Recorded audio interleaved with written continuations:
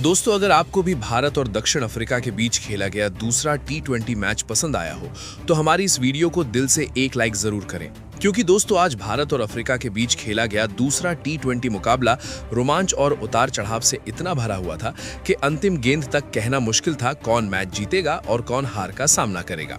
शुरुआत में भारतीय गेंदबाजों का ऐसा तूफान देखने को मिला कि अफ्रीका की टॉप ऑर्डर बैटिंग हिल गई, लेकिन फिर अंतिम ओवरों में अफ्रीकी बल्लेबाजों ने टीम इंडिया पर जोरदार धावा बोल दिया और स्कोर पहुंचा डाला सीधे 213 रन तक। इस बड़े लक्ष्य का पीछा करते हुए टीम इंडिया शुरुआत में बुरी तरह बिखरती दिखी, लेकिन तभी तिलक वर्मा ने मैदान में ऐसा तूफान मचा दिया कि अफ्रीका के सारे गेंदबाजों के घुटने टेक गए।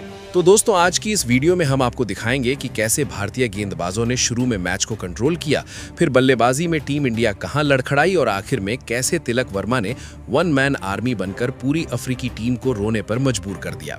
साथ ही इस वीडियो में हम आपको इस पूरे दूसरे टी20 मुकाबले की रोमांचक हाइलाइट्स भी विस्तार से दिखाएंगे, तो वीडियो को अंत तक जरूर देखें और अगर वीडियो पसंद आए तो एक लाइक जरूर करें। लाइक टारगेट है 1000 लाइक्स।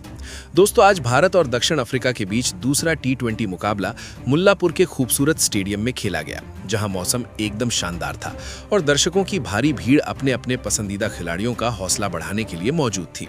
टॉस हुआ और टीम इंडिया के कप्तान सूर्य कुमार यादव ने टॉस जीतकर बिना किसी झिझक पहले गेंदबाजी करने का फैसला किया। उनका मानना था कि पिच पर शुरुआती नमी का फायदा उठाकर अफ्रीका को कम स्कोर पर रोका जा सकता है।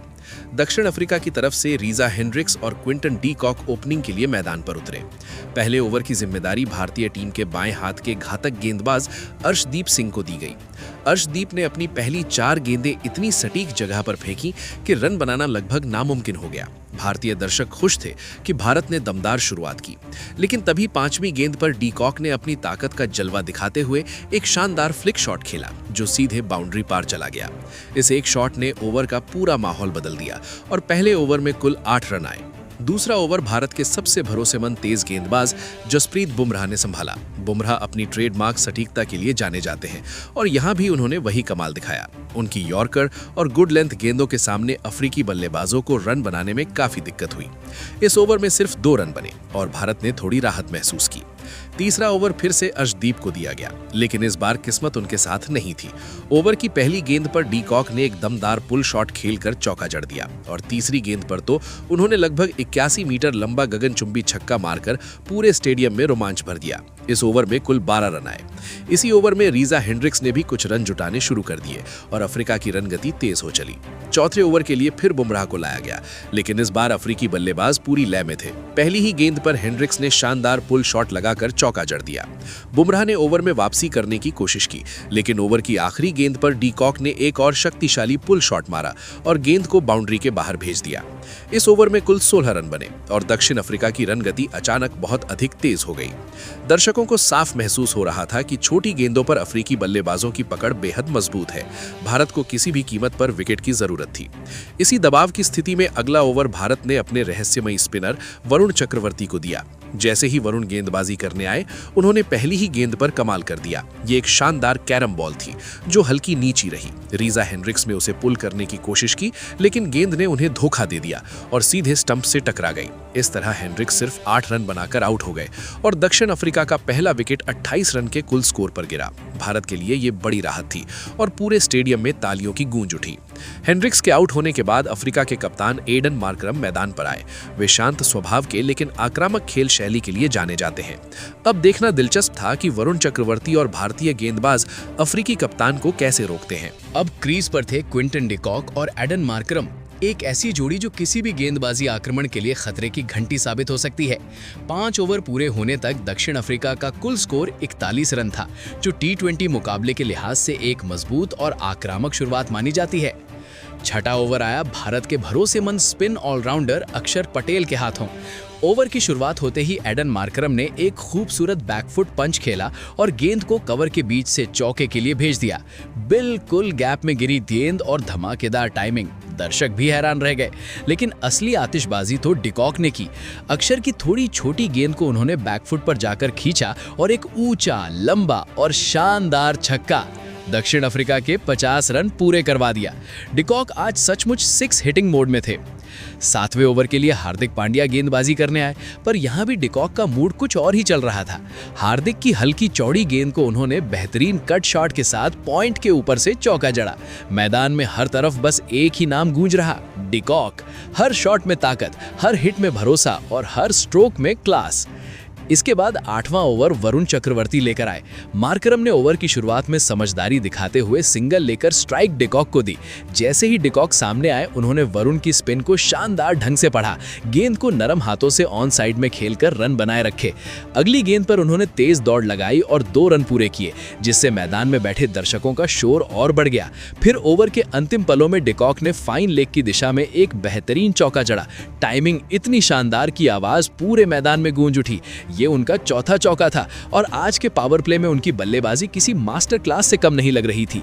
आंकड़ों में भी ये प्रदर्शन दर्ज हो गया। भारत के खिलाफ पावर प्ले में सबसे ज्यादा रन बनाने वाले बल्लेबाजों की सूची में अब डिकॉक का नाम भी जुड़ चुका था। मार्करम ने एक बार फिर रन लेकर स्ट्राइक डिकॉक के हवाले की। वरुण की अगली गेंद थोड़ी पैड्स पर पड़ी और डिकॉक ने सहजता से इसे फाइन लेग की ओर मोड़ दिया। 4 रन और। भारतीय दर्शक भी इस क्लासिक शॉट को देखकर मुस्कुराए बिना नहीं रह सके। इतनी आसानी से, इतनी सफाई से शॉट्स खेलना ये किसी भी गेंदबाज को अस्थिर कर सकता था। 8 ओवर पूरे होते होते दक्षिण अफ्रीका 70 रन से आगे निकल चुका था। सिर्फ 1 विकेट गिरा था और डिकॉक लगभग 58 के करीब पहुंच चुके थे। उनका हर चौका, हर हिट भारतीय गेंदबाजों पर लगातार दबाव बढ़ा रहा था। मैच अब 9वें और 10वें ओवर के बीच अपने सबसे खतरनाक और तेज मोमेंटम पर आ चुका था। डिकॉक अपने चरम रूप में दिख रहे थे और भारत की हर गेंदबाजी कोशिश पर भारी पड़ रहे थे। 9वां ओवर आया हार्दिक पांड्या लेकर। हार्दिक की एक लो फुल टॉस गेंद पर डिकॉक ने डीप मिड विकेट के ऊपर से शानदार चौका जड़कर अपना T20 अंतर्राष्ट्रीय करियर का 17वां अर्धशतक पूरा किया। उनकी इस क्लासिक हिट पर पूरी दक्षिण अफ्रीकी ड्रेसिंग रूम खड़ी हो गई और स्टैंडिंग ओवेशन दिया। मार्करम ने भी उन्हें गर्मजोशी से गले लगा ला। ये पारी सिर्फ एक पारी नहीं, बल्कि मैच का रुख बदलने वाली इनिंग लग रही थी। इसके बाद आया 10वां ओवर। वरुण चक्रवर्ती के बाद अक्षर पटेल की वापसी हुई, लेकिन डिकॉक की लय पर कोई असर नहीं पड़ा। ओवर की शुरुआत में ही डिकॉक आगे बढ़े और लंबे लंबे कदमों के साथ गेंद को उठाते हुए लॉन्ग ऑन के ऊपर से विशाल जड़ दिया, सीधे 93 मीटर। पूरा स्टेडियम दहक उठा। इसके बाद उन्होंने शांति से रन जोड़ते हुए मार्करम के साथ मिलकर दूसरे विकेट के लिए 50 रन की साझेदारी पूरी कर दी। इस साझेदारी ने भारत को साफ संदेश दे दिया, आज दक्षिण अफ्रीका पूरी तैयारी और पूरे इरादे के साथ उतरा है। मार्करम भी बीच बीच में अपनी आक्रामकता दिखाते हुए सुंदर शॉट्स खेलते दिखे। 10वें ओवर के अंतिम हिस्से में उन्होंने पॉइंट की दिशा में शानदार कार्व शॉट खेला, जो फील्डर को चीरता हुआ बाउंड्री के बाहर चला गया। डिकॉक और मार्करम की ये साझेदारी भारत के लिए बड़ी मुसीबत खड़ी कर चुकी थी। 10 ओवर पूरे होते होते दक्षिण अफ्रीका 90 के पार पहुंच चुका था और डिकॉक 62 रन बनाकर क्रीज पर मजबूती से डटे थे। स्ट्राइक, पावर, टाइमिंग, हर चीज उनके कंट्रोल में थी। अब भारत के लिए मैच में वापसी का एक ही तरीका था, किसी भी कीमत पर विकेट निकालना। स्टेडियम में तनाव लगातार बढ़ रहा था और डिकॉक का आत्मविश्वास भी उसी रफ्तार से ऊपर जा रहा था। मैच अब 11वें ओवर में प्रवेश कर चुका था और क्विंटन डिकॉक एकदम विनाशकारी फॉर्म में नजर आ रहे थे। इस ओवर की गेंदबाजी करने आए अर्शदीप सिंह, लेकिन इस ओवर में स्थिति कुछ ही पलों में भारत के हाथ से फिसलती चली गई। ओवर की पहली ही गेंद पर डिकॉक ने एक जोरदार स्ट्रेट मारा। गेंद सीधी साइड स्क्रीन से टकराई। पूरे स्टेडियम में शोर गूंज उठा और भारत के लिए खतरे की घंटी और तेज बजने लगी। इसके बाद तो अर्शदीप की लय पूरी तरह से बिगड़ गई। लगातार गलत लाइन और लेंथ में फेंकी जाने वाली गेंदों की वजह से रन अपने आप बढ़ते चले गए। इसी बीच दक्षिण अफ्रीका 100 रन का आंकड़ा भी पार कर चुका था। डिकॉक में एक तेज पुल शॉट खेलते हुए ओवर में और रन बटोरे। वहीं मार्करम ने भी शानदार फ्लिक के साथ गेंद को डीप मिड विकेट की ओर भेजकर मूल्यवान रन जोड़ दिए। लेकिन इस ओवर की सबसे बड़ी कहानी थी गेंदबाजी में लगातार नियंत्रण की कमी। एक ही ओवर में 18 रन, ये भारत के लिए बड़ा झटका था। डिकॉक 70 के पार पहुंच चुके थे और पूरी तरह मैच पर कब्जा जमाए हुए थे। 12वां ओवर आया वरुण चक्रवर्ती के हाथों और ये ओवर जबरदस्त ड्रामा लेकर आया। शुरुआत में डिकॉक ने शांत रहते हुए स्ट्राइक रोटेट की, लेकिन इसके बाद एडन मार्करम ने अचानक अपना गियर बदल दिया। वरुण की फुल डिलीवरी को मार्करम ने उठाया और सीधे साइड स्क्रीन के पार भेज दिया। 77 मीटर का लंबा हिट। अगली गेंद पर वो फिर आगे बढ़े और लॉन्ग ऑन के ऊपर से एक और ऊंचा जड़ दिया। 2 लगातार सिक्सर्स ने भारतीय गेंदबाजों पर भारी दबाव डाल दिया, लेकिन वरुण चक्रवर्ती भी चुप नहीं रहे। ओवर की आखिरी गेंद पर उन्होंने एक उड़ती हुई लूप डिलीवरी फेंकी। माकरम इस गेंद को मिड विकेट की दिशा में दूर भेजना चाहते थे, मगर गेंद हवा में ऊंची उठ गई और सीधे अक्षर पटेल के हाथों में जाकर समा गई। सुरक्षित कैच और भारत को बड़ा विकेट। वरुण ने माकरम को आउट करके टीम इंडिया को राहत दिलाई। माकरम 29 रन बनाकर आउट हुए और 121 के स्कोर पर दक्षिण अफ्रीका का दूसरा विकेट गिरा। 13वां ओवर शिवम दुबे को दिया गया। अब सामना कर रहे थे डिवॉल्ट ब्रेविस, जो अपने आक्रामक अंदाज के लिए जाने जाते हैं। कुछ गेंदें डॉट रहीं, लेकिन जैसे ही शिवम ने थोड़ी सी शॉर्ट गेंद डाली, ब्रेविस ने कदम जमाकर मिड ऑफ के ऊपर से जोरदार चौका जड़ दिया। गेंद एक बाउंस के बाद सीमा रेखा पार कर गई। 14वां ओवर हार्दिक पांड्या लेकर आए। पहली ही गेंद पर ब्रेविस ने कवर की दिशा में शानदार शॉट खेला। कुछ गेंदों बाद स्ट्राइक डिकॉक के पास आई और यहां से शुरू हुआ असली धमाका। हार्दिक की थोड़ी छोटी गेंद को डिकॉक ने कलाई के तड़केदार झटके के साथ डीप बैकवर्ड स्क्वायर लेग के ऊपर से उछालकर गगनचुंबी भेज दिया। डिकॉक इस मोड़ पर किसी भी गेंदबाज को नहीं बख्श रहे थे, सबको एक जैसे ही निशाने पर ले लिया था। अगली ही गेंद पर उन्होंने चौका भी ठोक दिया। थोड़ी वाइड गेंद को उन्होंने लॉन्ग ऑफ की दिशा में जोरदार कट के साथ बाउंड्री तक पहुंचाया। इस ओवर में डिकॉक ने एक से बढ़कर एक शॉट खेले। कुछ ही देर में उनका स्कोर 88 के करीब पहुंच गया था और दक्षिण अफ्रीका का कुल स्कोर 147 के पार फिसल चुका था। 15वां ओवर दुबे लेकर आए। शुरुआत में डिकॉक ने फिर हल्के हाथों से गेंद को लॉन्ग ऑन की तरफ धकेलकर स्ट्राइक रोटेट की। फिर आया इस ओवर का सबसे बड़ा पल। शिवम दुबे ने फुल लेंथ गेंद फेंकी और ब्रेविस ने उसे लॉन्ग ऑन की दिशा में ऊंचा उठा दिया। शुभमन गिल ने सीमा रेखा पर अविश्वसनीय कैच पकड़ा, इतना शानदार कि कुछ पल के लिए पूरा मैदान स्तब्ध रह गया। लेकिन जैसे ही वो जमीन पर उतरे, पैर हल्का सा बाउंड्री कुशन से छू गया और ये कैच आउट नहीं बल्कि शानदार करार दिया गया। डिकॉक 90 के पार जा चुके थे और ब्रेविस भी तेजी से रन बना रहे थे। 15 ओवर के अंत तक दक्षिण अफ्रीका 156 पर पहुंच चुका था और भारतीय गेंदबाजी पर दबाव साफ महसूस किया जा सकता था। 16वां ओवर वरुण चक्रवर्ती लेकर आए और ओवर की शुरुआत ही मैच का बड़ा मोड़ बन गई। क्विंटन डिकॉक, जो 90 पर खेल रहे थे और शतक के बेहद करीब थे, एक हल्की सी गलती कर बैठे। गेंद बल्ले के अंदरूनी किनारे से निकलकर विकेट कीपर जितेश शर्मा के पास गई।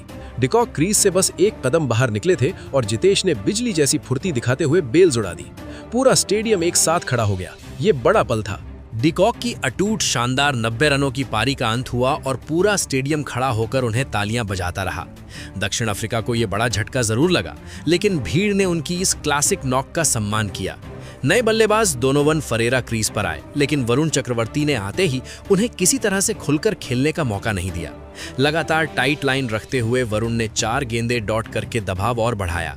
हालांकि ओवर की आखिरी गेंद पर फरेरा ने शॉर्ट गेंद का सही अंदाजा लगाते हुए बेहतरीन फ्लिक खेला और डीप स्क्वायर लेग के ऊपर से खूबसूरत चौका जड़ दिया। इसके साथ ही वरुण का शानदार स्पेल खत्म हुआ। 2 बड़े विकेट, बेहतरीन इकोनॉमी, सच में मैच चेंजर स्पेल। 17वां ओवर आया और गेंदबाजी करने अक्षर पटेल वापस आए। आते ही उन्होंने एक और कमाल कर दिखाया। डिवॉल्ट ब्रेविस, जो लगातार खतरनाक अंदाज में खेलते जा रहे थे, बड़ा शॉट खेलते हुए लंबा मारना चाहते थे, लेकिन टाइमिंग नहीं मिली और गेंद लॉन्ग ऑफ की ओर ऊंची चली गई। तिलक वर्मा ने नीचे झुककर कमाल की फुर्ती दिखाते हुए लो कैच पूरा कर लिया। भारत को एक और सेट बल्लेबाज का विकेट मिल गया और स्कोर 160 पर साउथ अफ्रीका का चौथा विकेट गिर गया। इस ओवर में फरेरा और नए बल्लेबाज डेविड मिलर ने संभलकर बल्लेबाजी की। कुछ शॉट सॉलिड, कुछ मौके लिए, लेकिन ओवर को बिना किसी हादसे के पूरा कर लिया। रन गति यहां थोड़ी धीमी जरूर होने लगी थी, लेकिन फिर आया गेम का टर्निंग पॉइंट, 18वां ओवर। 18वें ओवर के लिए जसप्रीत बुमराह को बुलाया गया और उम्मीद थी कि भारत यहां रन रोकेगा, लेकिन इस बार बुमराह अपनी लय में नहीं दिखे। यॉर्कर की जगह लगातार फुल टॉस निकलती रही और मिलर ने एक भी मौका नहीं छोड़ा। पहला सीधा ड्राइव 4 रन, फिर ऑन साइड एक जोरदार हिट, फिर कवर्स के ऊपर से एक और दमदार चौका। उसी ओवर में एक गेंद जूते से लगकर भागते हुए बाउंड्री पहुंच गई। देखते ही देखते अफ्रीकी टीम 179 तक पहुंच गई। विकेट गिर रहे थे, लेकिन रन भी उसी रफ्तार से बह रहे थे। डेथ ओवर्स शुरू होने से पहले ही दक्षिण अफ्रीका मजबूत स्थिति में पहुंच चुका था। इसके बाद आया 19वां ओवर। गेंदबाजी करने अर्शदीप सिंह और पहली ही गेंद पर फरेरा ने जोरदार स्वागत किया। फुल टॉस मिली और फरेरा ने बिना सोचे उसे लॉन्ग ऑन के ऊपर से ऊंचा उठाया। गेंद हवा चीरती हुई सीधा स्टैंड में जा समाई। इसके बाद अर्शदीप अपनी लाइन लेंथ में लौट ही नहीं पाए। कुछ गेंदें गलत दिशा में निकल गईं और भारतीय टीम पर दबाव बढ़ता चला गया। फरेरा ने अगली वैध गेंद पर भी खूबसूरत टाइमिंग के साथ लेग साइड में रन बटोरा। इसके बाद डेविड मिलर का तूफान आया। अर्शदीप की फुल टॉस को उन्होंने फ्लैट बल्ले से खींचकर डीप मिड विकेट के ऊपर से उड़ाया। गेंद फील्डर के हाथ के ऊपर से निकल गई और सूर्य कुमार यादव भी थोड़े परेशान दिखे। ओवर की अब बारी थी 20वें ओवर की। बुमराह फिर गेंदबाजी करने आए और दक्षिण अफ्रीका आखिरी ओवर को भी बड़े स्कोर में बदलने के इरादे से मैदान में उतरा। पहली गेंद पर मिलर ने बैकफुट पर जाकर आसानी से रन ले लिया और स्ट्राइक फरेरा को दे दी और यहीं से धमाका हुआ। बुमराह की फुल टॉस को फरेरा ने लॉन्ग ऑन के ऊपर से शानदार तरीके से भेज दिया और दक्षिण अफ्रीका 200 के पार पहुंच गया। अगली बाउंसर को भी फरेरा ने काबू में लेते हुए 2 रन चुरा लिए। फिर बुमराह की एक और गेंद पर 96 मीटर का भयंकर छक्का डीप स्क्वायर लेग के ऊपर से सीधा स्टैंड में। भारतीय कप्तान भी इस शॉट को देखकर सिर हिलाते नजर आए क्योंकि ये वाकई विश्व स्तरीय हिट थी। इसके बाद फरेरा ने एक शॉर्ट गेंद पर बैकफुट से 2 रन और लिए। आखिरी पल में वो बल्ले से चूक गए लेकिन शानदार रनिंग के साथ एक बाय रन ले लिया। इस तरह दक्षिण अफ्रीका की पारी धांसू अंदाज में 213 रन पर सिर्फ 4 विकेट खोकर समाप्त हुई। आखिरी के 2 ओवरों में उन्होंने भारत पर भारी दबाव बना दिया और स्कोर को अविश्वसनीय ऊंचाई तक पहुंचा दिया। 214 रनों के विशाल लक्ष्य का पीछा करने उतरी भारतीय टीम की शुरुआत वैसी नहीं रही जैसी उम्मीद थी। पहली गेंद पर ही अभिषेक शर्मा ने आक्रामक तरीके से रन बटोरे लेकिन लुंगी एनगिडी अपने क्लासिक लाइन लेंथ पर टिके रहे। तीसरी गेंद पर एनगिडी ने हल्की ओवर पिच की गलती की और अभिषेक शर्मा ने कवर के ऊपर से बेहतरीन चौका लगाकर इसका पूरा फायदा। पूरी तरह क्लीन स्ट्राइक जिसने भारतीय पारी में नई जान भर दी। लेकिन उसी ओवर में भारत को बड़ा झटका लगा। शुभमन गिल एनगिडी की उम्दा गेंद पर चलते बने। गेंद ऑफ स्टंप पर पड़ी, हल्का बाहर की ओर जाती हुई और गिल हल्का सा छूकर पीछे निकल गए। रीजा हेंड्रिक्स ने दाईं ओर झुककर कमाल का कैच लपका। शुभमन गिल गोल्डन डक पर आउट हुए और भारत शुरू से ही दबाव में नजर आने लगा। दूसरे ओवर में आए मार्को यानसेन, लंबे, तेज और खतरनाक बाउंस पैदा करने वाले गेंदबाज। उन्होंने पहली ही गेंद पर बता दिया कि यहां आसान रन मिलने नहीं वाले।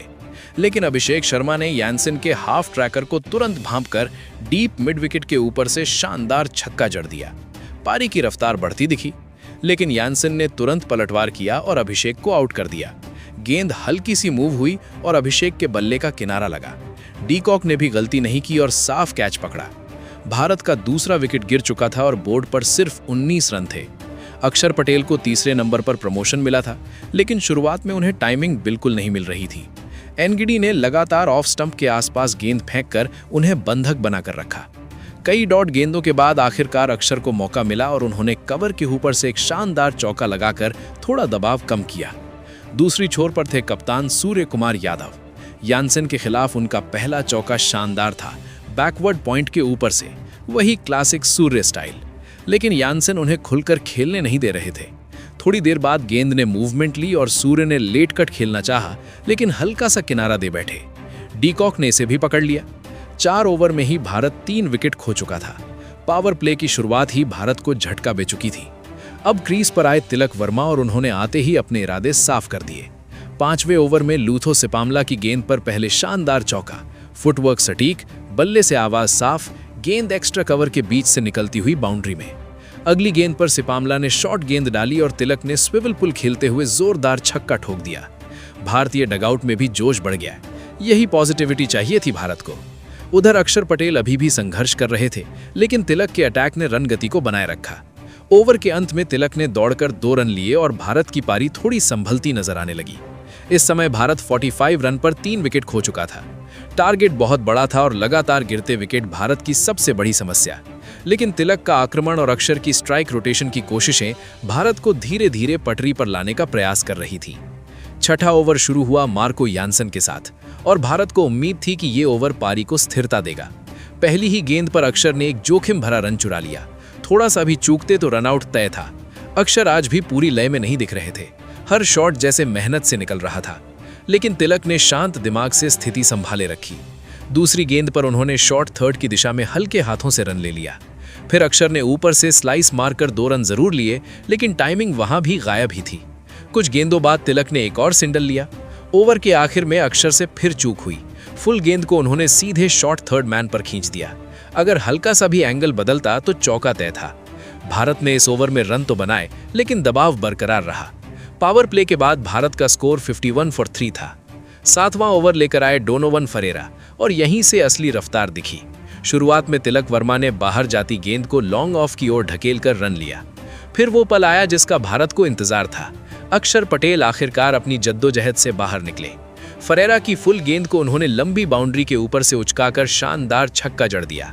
भले ही शॉट पूरी तरह क्लीन नहीं था लेकिन रिजल्ट दमदार था। इसके बाद तिलक भी पीछे नहीं हटे। फरेरा की थोड़ी फ्लैट गेंद को उन्होंने बेहतरीन टाइमिंग के साथ कट करते हुए बैकवर्ड पॉइंट के ऊपर से चौका जड़ दिया। भारत अचानक तेज रफ्तार में पहुंच चुका था। ओवर की आखिरी गेंद पर तिलक ने दौड़कर 2 रन लिए और पारी में गति बनाए रखी। 8वां ओवर आया ऑन्टनिल बाटमैन के साथ और यहीं से दक्षिण अफ्रीका ने भारत पर दबाव वापस बढ़ाना शुरू कर दिया। पहली गेंद पर तिलक ने आसान सा सिंगल लिया, लेकिन अगली ही गेंद ने भारत का नुकसान बड़ा कर दिया।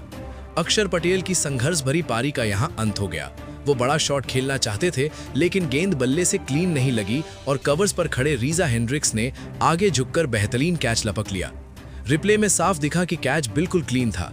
भारत 14 विकेट भी गंवा चुका था और अब क्रीज पर आए हार्दिक पांड्या, लेकिन बाटमैन ने हार्दिक को 3 गेंदों तक बांध कर रखा। हार्दिक गेंद को पढ़ने की कोशिश करते रहे, लेकिन गेंद लगातार मूव हो रही थी और वो एक भी बड़ा शॉट नहीं निकाल पाए। ये ओवर भारत के लिए सिर्फ 2 रन और एक बड़ा झटका लेकर आया। 9वां ओवर लेकर आए जॉर्ज लिंडे। स्पिन अटैक शुरू हो चुका था और भारत को रोटेशन के जरिए पारी को टिकाना था। तिलक ने ओवर की शुरुआत सिंगल से की। हार्दिक ने भी लेग साइड में धकेल कर रन लिया, लेकिन रन गति फिर धीमी हो चुकी थी। तिलक को गेंद काफी नीची उछलती दिख रही थी और उन्हें लगातार डिफेंस करना पड़ रहा था। हार्दिक ने एक अंदरूनी किनारे से रन चुराया और तिलक ने भी 1 रन लेकर ओवर खत्म किया, लेकिन ये ओवर साफ दिखा रहा था कि भारत अपनी गति खो चुका है। 10वां ओवर भारत के लिए छोटा सा ब्रेक थ्रू लेकर आया। रन फिर तेज होने लगे। लूथो सिपामला फिर गेंदबाजी करने आए और तिलक वर्मा ने मौका देखते ही हमला शुरू किया। ओवर की शुरुआत हार्दिक के शॉट से हुई। अगली गेंद पर तिलक ने शानदार टाइमिंग के साथ रन लिया। फिर सिपामला की धीमी शॉट गेंद पर तिलक ने बेहतरीन पोजीशन लेकर दमदार पुल शॉट मारा। गेंद लंबी उड़ान भरती हुई लॉन्ग लेग के ऊपर से शानदार छक्के में बदल गई। ये शॉट पारी के लिए राहत भरा था। आखिरी गेंद पर तिलक ने एक और रन लिया और ये ओवर भारत के लिए 10 रन लेकर आया। 10 ओवर पूरे होने पर भारत का स्कोर 81/4 था, लेकिन लक्ष्य अभी बहुत दूर था और रन गति तुरंत बढ़ाने की जरूरत थी। तिलक मजबूती से डटे हुए थे। 32 रन पर हार्दिक भी क्रीज पर थे, लेकिन अभी तक अपने पहचान वाले बड़े शॉट नहीं खेले थे। आखिरी 10 ओवरों में भारत को 133 रन और चाहिए थे, यानी अब हर ओवर में धमाका जरूरी था। 11वां ओवर शुरू हुआ जॉर्ज लिंडे के साथ। पहली गेंद पर तिलक बड़े शॉट की कोशिश में चूके। गेंद बस बाल बराबर अंतर से ऑफ स्टंप को मिस करती हुई निकल गई। दूसरी गेंद पर तिलक ने सबको चौंका दिया। एक शानदार स्विच हिट। गेंद मिडिल पर थी और तिलक अचानक स्टांस बदलकर शॉर्ट थर्ड के ऊपर से सीधे गेंद को 6 रन के लिए भेज देते हैं। ये शॉट जोखिम भरा भी था और अद्भुत भी। टीम इंडिया के डगआउट से जोरदार तालियां गूंजी। तीसरी गेंद पर तिलक ने रन लेकर स्ट्राइक बदली और अब मौका था हार्दिक के लिए, लेकिन हार्दिक की मुश्किलें जारी रहीं। उन्हें एक गेंद मिली जिसे वो मार सकते थे, लेकिन शॉट बस बल्ले के पिछले हिस्से से लगकर जमीन पर ही गिर गया। जस तक पहुंचते पहुंचते गेंद उछली भी नहीं। हार्दिक इस ओवर में भी कोई बड़ा शॉट टाइम नहीं कर पाए। ओवर 8 रन का रहा, लेकिन भारत को अभी रफ्तार की जबरदस्त जरूरत थी। 12वां ओवर लेकर आए फिर से बाटमैन और उन्होंने अपने पिछले ओवर की तरह ही इस ओवर में भी रन बांध कर रखे। तिलक और हार्दिक दोनों रन तो ले रहे थे, लेकिन एक भी गेंद बाउंड्री पार नहीं कर पाई। बाटमैन की सटीक यॉर्कर और हार्ड लेंथ ने दोनों भारतीय बल्लेबाजों को जकड़ कर रखा। भारत को इस ओवर में सिर्फ 5 रन मिले और दबाव और बढ़ गया। अब रन रेट बहुत ऊपर जा चुका था और भारत को यहां से किसी भी हालत में तेज हिटिंग चाहिए थी। 13वां ओवर आया जॉर्ज लिंडे के साथ और शुरुआत हार्दिक ने शानदार की। गेंद हल्की फुल थी और हार्दिक ने फ्रंट लेग निकालकर धमाकेदार शॉट लगाते हुए काउ कॉर्नर के ऊपर से सीधा छक्का जड़ दिया। ये वही हार्दिक पांड्या वाला शॉट था जिस पर टीम इंडिया की उम्मीदें टिकी थी। पूरा माहौल उत्साह से भर गया, लेकिन इसके बाद लिंडे ने तुरंत वापसी करते हुए रन रोकने शुरू कर दिए। तिलक ने स्ट्राइक रोटेट की। हार्दिक ने भी जमीन पर शॉट खेलकर ओवर को संभाला और ओवर 11 रन का रहा। तिलक वर्मा 50 के बेहद करीब पहुंच चुके थे और ये साझेदारी भारत की सबसे बड़ी उम्मीद बनकर खड़ी थी। 14वां ओवर आया एनगिडी लेकर और यहीं तिलक वर्मा ने एक बार फिर अपनी क्लास का शानदार नमूना पेश किया। ओवर की पहली गेंद पर हार्दिक ने शांत दिमाग से सिंगल लिया और अगली ही गेंद पर तिलक ने शॉर्ट गेंद का इंतजार करते हुए अपनी पहचान वाली धीमी स्लॉग स्वीप खेली। गेंद आसमान में गई, घूमती हुई डीप मिड विकेट के ऊपर से शानदार अंदाज में बाउंड्री पार कर गई। इसके बाद उन्होंने 2 रन दौड़ कर लिए और स्ट्राइक भी क्लेवरली रोटेट कर दी। भारतीय ड्रेसिंग रूम में उम्मीद की हवा वापस लौटने लगी थी, लेकिन जैसे क्रिकेट में होता है, ड्रामे की असली शुरुआत 15वें ओवर में हुई। गेंदबाज थे लूथो सिपामला। पहली ही गेंद पर हार्दिक को बड़ा जीवनदान मिला जब लॉन्ग ऑन पर जेसन ने मुश्किल कैच टपका दिया।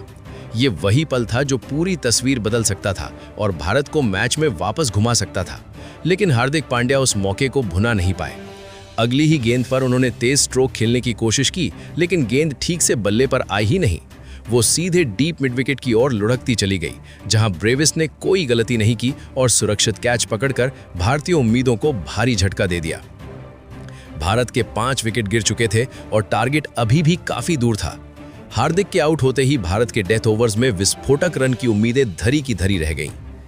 इसके बाद क्रीज पर आए जितेश शर्मा। पहली ही गेंद पर उन्होंने तेजी से रन लेकर इंटेंट दिखा दिया। अगली ही गेंद पर एक एज लगा, गेंद विकेट कीपर के पास से फिसलती हुई सीमा रेखा तक निकल गई और भारत को एक कीमती चौका मिल गया। इस समय भारत जानता था कि हर रन सोने के भाव में था, लेकिन सिपामला ने ओवर की आखिरी 2 गेंदों पर बेहतरीन टाइट बॉलिंग की, रन निकलने नहीं दिए और भारतीय मुश्किलें बढ़ाते चले गए। 15 ओवर बाद भारत का स्कोर था 5 विकेट पर 123। तिलक वर्मा अब भी अकेले खड़े होकर संघर्ष की आखिरी उम्मीद बने हुए थे, लेकिन दूसरी ओर लगातार विकेट गिर रहे थे और रन रेट आसमान पर चढ़ता जा रहा था। दक्षिण अफ्रीका के गेंदबाज अपने प्लान पर बखूबी टिके हुए थे। अब आखिरी 5 ओवरों में भारत को 91 रन चाहिए थे, जो किसी चमत्कार से कम नहीं दिख रहा था।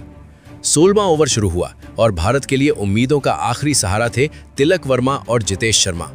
ओवर की शुरुआत होते ही जितेश ने साफ कर दिया कि वे बिना दबाव के खेलने आए हैं। पहली गेंद पर रन लिया और जैसे ही अगली गेंद थोड़ी बाहर मिली, उन्होंने जोरदार कट लगाया। गेंद हवा में घूमती हुई फील्डर के सिर के ऊपर से गई और चौके के लिए लुढ़कती चली गई। भारतीय दर्शकों में खुशी की लहर दौड़ गई। इसके बाद जितेश ने ऐसा शॉट खेला जिसने पूरा स्टेडियम हिला दिया। एक मुश्किल यॉर्कर को पीछे हटकर उन्होंने हल्के से स्कूप किया और गेंद लंबी लेग के ऊपर से सीधी बाउंड्री के बाहर निकल गई। ये वो शॉट था जो बल्लेबाज की सोच, आत्मविश्वास और मैच के मूड तीनों को बदल देता है। अफ्रीकी गेंदबाज चौकन्ने रह गए। 16वें ओवर में कुल 13 रन आए और भारत की धड़कनें फिर से तेज होने लगी। अब जरूरत थी बस एक के बाद एक बड़े ओवर की। 17वां ओवर मार्को यानसेन लेकर आए। जितेश ने उनके पेस को भांपते हुए कुछ रन जरूर निकाले, लेकिन यानसेन ने अपनी लंबाई और उछाल का शानदार फायदा उठाया। एक शॉर्ट गेंद पर जितेश बड़ा शॉट खेलना चाहते थे, लेकिन गेंद उन तक पहुंची ही नहीं। वहीं एक धीमी गेंद पर पूरी तरह छक्कर बल्ला घुमा दिया, पर गेंद लगी ही नहीं। तिलक भी इस ओवर में कोई बड़ा शॉट नहीं मार पाए और भारत का रन रेट दबाव में आ गया। 18वां ओवर शुरू हुआ और पहले ही शॉट से तिलक वर्मा ने फिर दिखा दिया कि वे अब भी लड़ाई में डटे हुए हैं। एक परफेक्ट स्लॉट बॉल मिली और उन्होंने उसे खूबसूरती से डीप एक्स्ट्रा कवर के ऊपर उछालकर बाउंड्री के बाहर भेज दिया। दर्शक खड़े होकर तालियां बजाने लगे। ये शॉट सिर्फ खूबसूरत नहीं, बल्कि भारत की मैच में सांसों को वापस लाने वाला था। इसके बाद तिलक ने तेज रफ्तार से दौड़कर 2 रन लिए और फिर सिंगल लेकर स्ट्राइक जितेश को दी। जितेश ने पिछले ओवर की लय जारी रखते हुए एक और दमदार पुल शॉट जड़ा और गेंद सीधे बाउंड्री के पार निकल गई। भारतीय डगआउट में हलचल होने लगी। मुकाबला अब भी जिंदा है, लेकिन खेल ने अपना मोड़ फिर बदल दिया। जितेश टाइमिंग चूक गए और गेंद ऊंची होकर पॉइंट की तरफ चली गई। 2 फील्डर दौड़ते हुए आए और बैट्समैन ने बेहतरीन कैच पकड़ लिया। ये भारत की उम्मीदों को बहुत बड़ा झटका था। जितेश शर्मा 27 रन बनाकर आउट हुए। ओवर की आखिरी गेंद पर शिवम दुबे ने 1 रन लेकर भारत का स्कोर 158 तक पहुंचाया, लेकिन अब भी भारत को 18 गेंदों में 72 रन चाहिए थे। लगभग नामुमकिन सा चुनौती। 19वां ओवर आया और यहीं ऑटनेल बैट्समैन भारतीय उम्मीदों के असली विलन बन गए। पहली ही गेंद पर उन्होंने शिवम दुबे को शानदार गेंदबाजी से बोल्ड कर दिया। गेंद ऑफ स्टंप पर गिरकर भीतर आई और दुबे पूरी तरह धोखा खा गए। अगली गेंद पर अर्शदीप ने एक सुंदर चौका जरूर लगाया, लेकिन जल्द ही वो भी कैच देकर लौट गए। भारतीय उम्मीदें लगातार टूटती जा रही थी। फिर आया वरुण चक्रवर्ती का मौका, लेकिन वो भी बड़ा शॉट खेलते हुए गेंद को बल्ले के नीचे से उठा बैठे। गेंद हवा में तैरती हुई गई और कप्तान मार्करम ने आसानी से कैच पकड़ लिया। बैट्समैन ने इस ओवर में 1 नहीं बल्कि 4 विकेट चटकाते हुए मैच को भारत से छीन लिया। भारत 162 पर लड़खड़ा चुका था। 20वें ओवर की पहली गेंद ने भारत की आखिरी उम्मीद भी खत्म कर दी। तिलक वर्मा, जिनकी 62 रन की बहादुर पारी भारत को डूबते जहाज में सहारा दे रही थी, बड़े शॉट के लिए गए, लेकिन गेंद हवा में घूमती हुई सीधे मार्करम के हाथों में जा गिरी। तिलक की शानदार जद्दोजहद बेकार चली गई और भारत की पूरी टीम 162 पर ढेर हो गई। दक्षिण अफ्रीका ने मुकाबला 51 रन से जीतकर सीरीज को 1-1 से बराबर कर लिया। इस मैच ने यह साफ कर दिया कि तिलक वर्मा और जितेश शर्मा भविष्य में भारत के बड़े मैच विनर बनने वाले खिलाड़ी हैं। लेकिन दक्षिण अफ्रीका की डेथ बॉलिंग ने आज भारत की पूरी लड़ाई को वहीं रोक दिया। दोस्तों, आपकी नज़र में भारत की इस हार की सबसे बड़ी वजह क्या रही? कमेंट में जरूर बताएं।